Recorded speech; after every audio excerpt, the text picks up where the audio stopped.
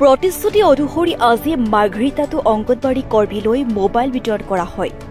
সংহত শিশু উন্নয়ন সেৱা প্ৰকল্প মাৰ্ঘেৰিটা অন্তৰ্গত প্ৰায় 2 শতাধিক অংগনবাড়ী কৰ্মীক মোবাইল প্ৰদান কৰা হয়।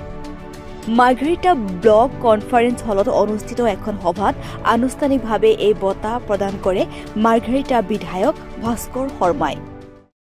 আপোনালোকে দেখিছে বিভিন্ন সময়ত অসম চৰকাৰে বিভিন্ন আঁচনি লৈ পেলাই ৰাইজৰ মাজত আনিছে। তেনেকৈ আমাৰ আশাকৰ্মী অংগনবাদীসকলৰ কাৰণেও কিছু আঁচনি তৈয়াৰ কৰি পঠাইছে। কিয় যোৱাবাৰো আমি মোবাইল দিছিলোঁ অংগনবাদী কৰ্মীক। কিয় অংগনবাদী কৰ্মীৰ বহুত কাম থাকে।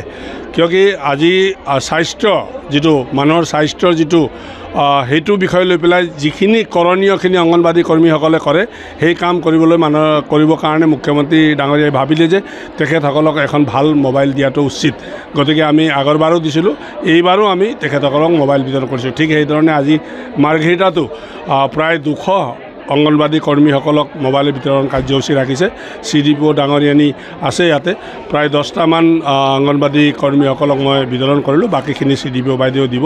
গতিকে মই ভাবোঁ অসম চৰকাৰৰ লগত জড়িত যিকোনো ব্যক্তিক মাননীয় মুখ্যমন্ত্ৰী ডাঙৰীয়াই প্ৰত্যেকটো অসম চৰকাৰৰ আঁচনিৰ লগত জড়িত কৰিব বিচাৰিছে। গতিকে সেইটো মুখ্যমন্ত্ৰীৰ সদিচ্ছা।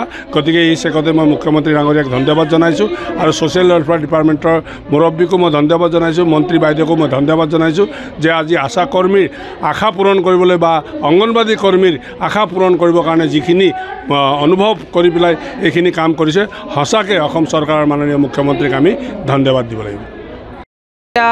সংহত প্ৰকল্প যি হয় তাৰ প্ৰকল্প বিষয়া আমাৰ পোষণ যি এটা এপ আছে, সেই এপৰ জৰিয়তে আমাৰ অংগনবাদী কৰ্মীসকলে দৈনন্দিন যিখিনি তেওঁলোকৰ কাৰ্যকলাপ, সেই কাৰ্যকলাপ তাত তেওঁলোকে আপলোড কৰে। তাৰ ওপৰত ভিত্তি কৰি আমি তেওঁলোকে কেনেকুৱা ধৰণৰ কাৰ্যকলাপ কৰিছে বা কোনোবা এটা অঞ্চলৰ শিশুসকলৰ তেওঁলোকৰ বৃদ্ধি আৰু তেওঁলোকৰ শিক্ষা কেনেদৰে তেওঁলোকে লাভ কৰিছে সেই বিষয়ে আমি এই এপৰ জৰিয়তে গম পাই থাকোঁ। কিন্তু এই এপৰ বাবে আমাৰ চৰকাৰে আগতেও আমাক মোবাইল প্ৰদান কৰিছে আমাৰ অংগনবাদী কৰ্মীসকলক। সেই মোবাইলসমূহ যিহেতু ইতিমধ্যেই বহুত পুৰণি হৈ গৈছে, গতিকে এতিয়া নতুনকৈ কিছুমান আপডেটেড ফোন তেওঁলোকে আমাক প্ৰদান কৰিছে।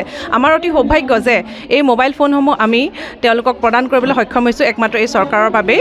আৰু আমাৰ আজি এই মাননীয় বিধায়ক যি মাৰ্ঘেৰিটা সমষ্টিৰ বিধায়ক মহোদয় ভাস্কৰ শৰ্মাদেৱে আহি তেখেতৰ ইমান বহুমূলীয়া সময় আমাক দি এই মোবাইল প্ৰদান অনুষ্ঠানত আমাক আহি উপস্থিত হৈ যি উৎফুল্লিত কৰিলে তাৰ বাবে মই তেখেতক ধন্যবাদ জ্ঞাপন কৰিছোঁ। আৰু পোষণ টেকাৰ যি এপ হৈছে সেই এপৰ জৰিয়তে আমাৰ গোটেই মাৰ্ঘেৰিটা প্ৰকল্পই হওক বা এখন জিলাৰ যি প্ৰকল্প, সেই প্ৰকল্পৰ কাম কাজৰ যি খাটিয়ান সেই জিলা তথা ৰাজ্য তথা কেন্দ্ৰই তেওঁলোকে নিজ ঠাইৰ পৰাই তেওঁলোকে এই কাৰ্যকলাপৰ খাটিয়ান তেওঁলোকে লৈ থাকিব পাৰে।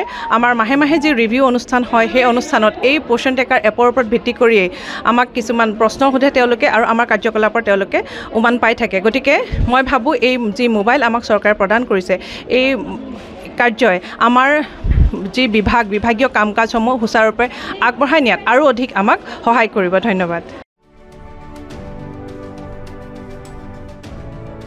মাৰ্ঘেৰিটাৰ পৰা বিকাশ বৰুৱা ৰিপৰ্ট, DB নিউজ।